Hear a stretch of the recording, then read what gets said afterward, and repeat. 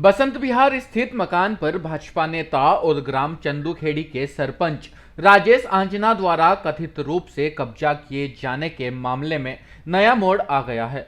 सरपंच राजेश आंजना ने अपने ऊपर लगे आरोपों का प्रतिकार किया है। उनके मुताबिक यह बात बिल्कुल सही है कि उनके पिता रणछोड़ सिंह आंजना ने अपने स्वामित्व का बसंत विहार स्थित B19/16 मकान पटवारी अंजू राजावत के कहने पर भरोसे में आकर उसके भाइयों अरविंद सिंह ठाकुर और रविंद्र सिंह ठाकुर के पक्ष में विक्रय पत्र संपादित कर दिया था, लेकिन पोजीशन नहीं दिया था।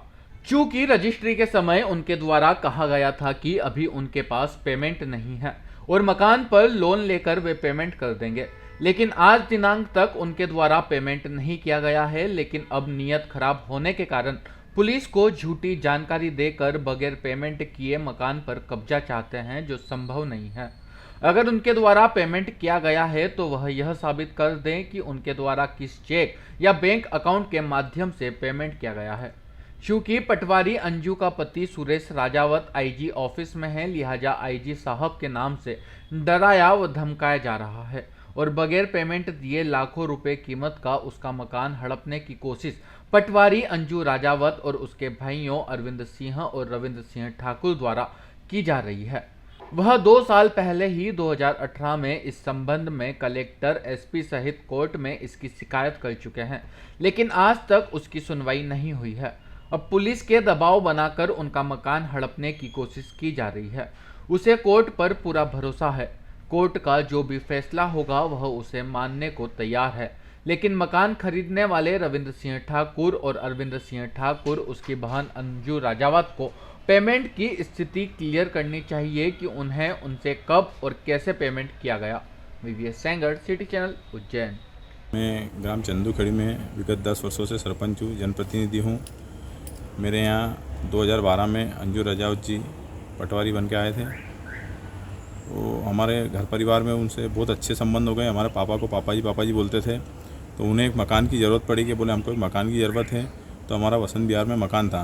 तो उन्होंने बोले हमारे भाई को मकान चाहिए और आपके पापा से बात कर लो। तो मैंने कहा आप खुद ही हमारे पापा से बात कर लीजिए। तो हमारे पापा से उन्होंने बात करी, बोले पापा जी हमको मकान चाहिए। तो हमारे पापा ने बोला आप देख लेना जाके।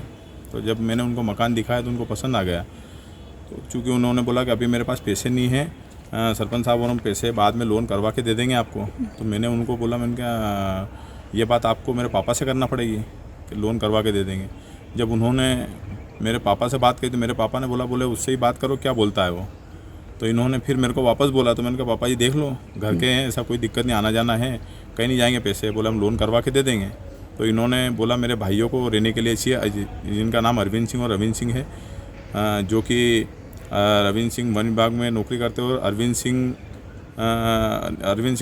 वन विभाग में नौकरी करते हो और रविंद्र सिंह की वाइफ पटवारी और ये सीओर रहते हैं। तो बोले हम यहाँ रहेंगे और हम लोन करवा के आपको पेमेंट दे देंगे, जब तक आप कब्जा आपके पास रखो। जिस दिन हम आपको पेमेंट दे देंगे उस दिन आप हमको कब्जा दे देना।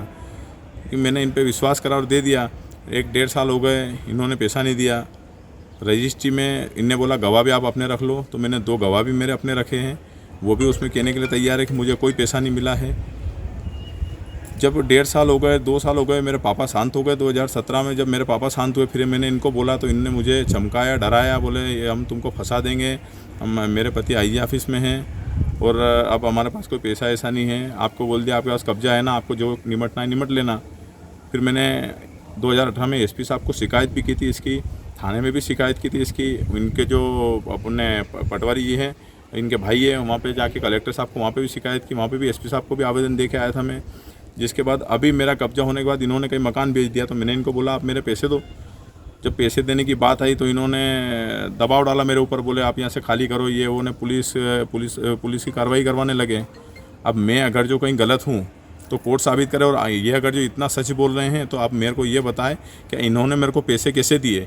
30,50,000 रुपये कोई भी सरकारी विभाग में जो पदस्थ है वो कभी नगद पैसे नहीं दे सकता है, जो कि ये दोनों भाइयों ने मिलके पैसे दिए। या तो इनको विभाग की परमिशन होना ज़रूरी है, और ये बता रहे कि इनने पैसे दिए तो ये साबित कर दे।